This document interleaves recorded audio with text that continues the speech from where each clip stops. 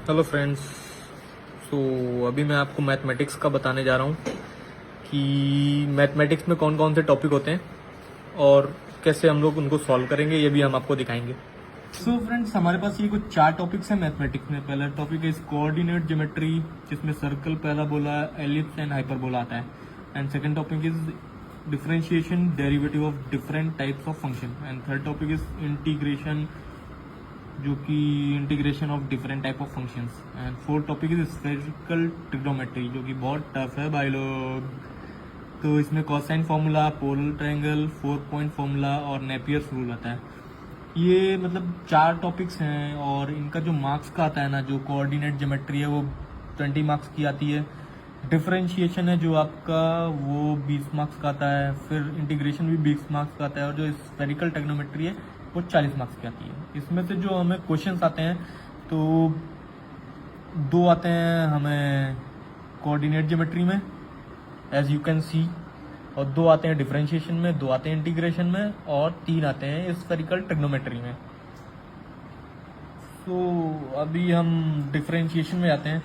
तो यहाँ पर डिफरेंशिएशन के कुछ फॉर्मूले हैं, एज जैसा मैं आपको शो कर रहा हूँ इधर। जैसे देखिए, ये कुछ फॉर्मूले हैं।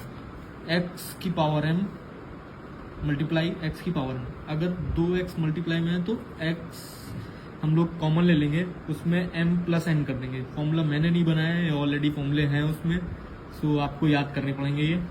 अगर x की पावर -n है तो वो 1/x की पावर n आ जाता है।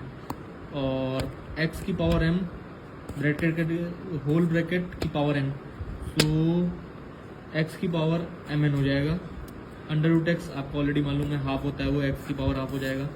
और m अंडर रूट एक्स की पावर n ऑलरेडी आपको मालूम अंडर रूट में हाफ होता है, तो जो बाहर का m होगा वो x की पावर n/m हो जाएगा। और ये जो फॉर्मूला दिया हुआ है, फॉर्मूला नंबर 6, तो इसमें क्या दिया हुआ है, x दिया हुआ है अंडर रूट में, उसकी पावर m दिया हुआ है, रूट की पावर m दिया हुआ है। तो ये ऑलरेडी आपको मालूम है रूट की पावर हाफ होती है। तो यहाँ पे अगर अंडर रूट दिया होता तो हम हाफ लिखते। अगर m पावर दिया हुआ है तो इसमें हम क्या लिखेंगे, x की पावर 1/m। अगर x नॉर्मल दिया हुआ है, x की पावर 0 दी हुई है, क्योंकि 0 दिया नहीं होता है, नॉर्मली x ही दिया होता है। अगर x दिया होता है तो इक्वल्स टू 1 होता है।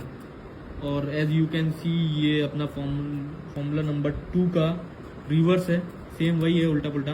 1/x की पावर n होगा तो इक्वल्स टू x की पावर -n हो जाएगा।